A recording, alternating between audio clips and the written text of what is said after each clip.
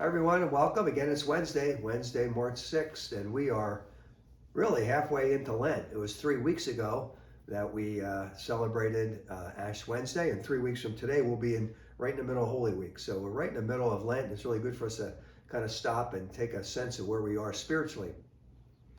Just want to mention that we are doing a trip here out of Queenship and BVM to go to Italy with Mark Forrest. So if you'd like to find out some information about that, you want to go on our webpage, or if you go into the bulletin of February 25th, I think it is, they have a little link there that you can connect to it. Love to have you. Try to get people from both parishes to go.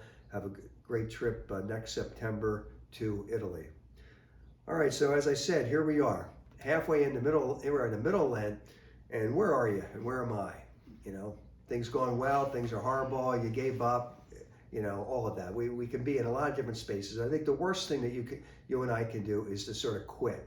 I'm not doing it perfectly, the heck with it. And you know, whenever we're struggling and spiritually, well, even in other things, the answer is always to go back to the basics, you know? For example, you play sports. You know, you're playing basketball and the team has like a terrible game. The coach is going to go back to basics. Come on in. What's our passing like? Or how's our defense? You know, what's our shooting like? We boxing out, we're rebounding. You got to go back to the basics. Same thing is true in our spiritual lives. So 3 weeks ago, we heard the Gospel of Matthew, and Jesus mentioned 3 things for us to look at. And I mentioned them here, I think, on the Wednesday talk: prayer, fasting, and almsgiving. So let's take a deeper look at that. You know, we maybe already have been looking at it. Let's go a little bit deeper. So prayer. You know, sometimes we think of prayer as saying prayers, and that's true, but it's also having quiet time. So maybe we can challenge ourselves to some deeper quiet. We don't have enough quiet in our lives, and so prayer time becomes a time to get my prayers done, see? So it's one more thing I got to do. And we're not really resting in the Lord. We are His beloved.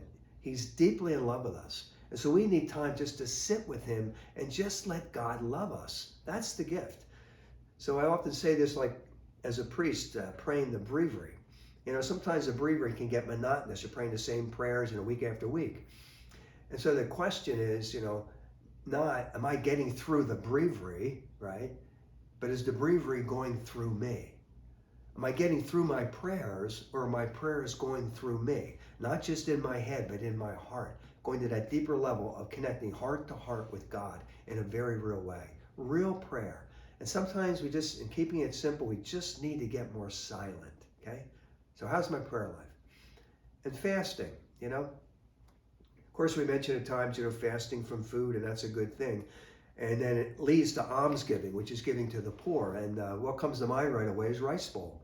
You know, I know we at the back of church, we have little bowls there. You want to put your little donation in the rice bowl. But the beauty about rice bowl is we eat a little bit less at our meal, and you feel it. I'm not having second portion. I'm just getting enough just to be fed, right? And I end up being hungry later, but I feel that hunger, and that identifies us and connects us to the poor and to the hungry. And then the money you save by eating less, you give to rice bowl. So we're all connected, because you know, sometimes it's easy to write the check, and we should do that, give to the poor.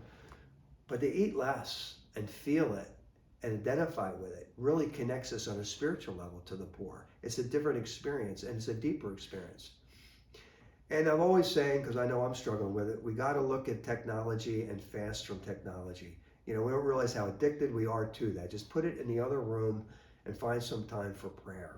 So, but I really think the one thing when it comes to fasting that we have to enter into is to really enter into our own emptiness. We all have an emptiness inside. And that's what we do with food and drink and TV and entertainment and the internet and something else on the phone, and on it goes, because we're trying to fill that void.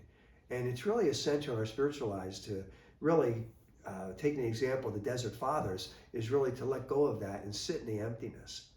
I think it's Psalm 30, verse 5, that says, "Weeping may endure for a night, but with the dawn comes rejoicing."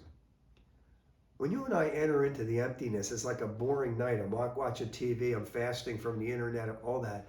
You might feel an emptiness, and that's actually an opening for God to come in. And so you might go to bed like, I wanted to get entertained in some way. I needed that spark. I needed that endorphin high. And we're living on this in our culture. It's very, very dangerous. So we need to feel the emptiness, see? And so you go to bed like, okay.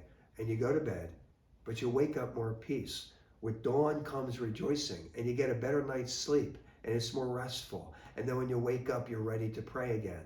And you connect sort of the evening to the morning, that kind of thing.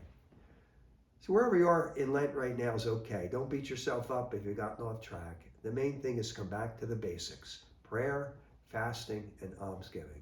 Spend some quiet time with the Lord today and just ask him to sort of convict you, if you will. Lord, what is it that I need to work on?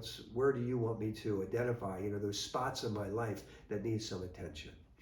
Let's ask the Lord to give us that grace we need to rededicate ourselves to Lent. Take it one day at a time. Prayer, fasting, and almsgiving. God bless you. Yeah, kind of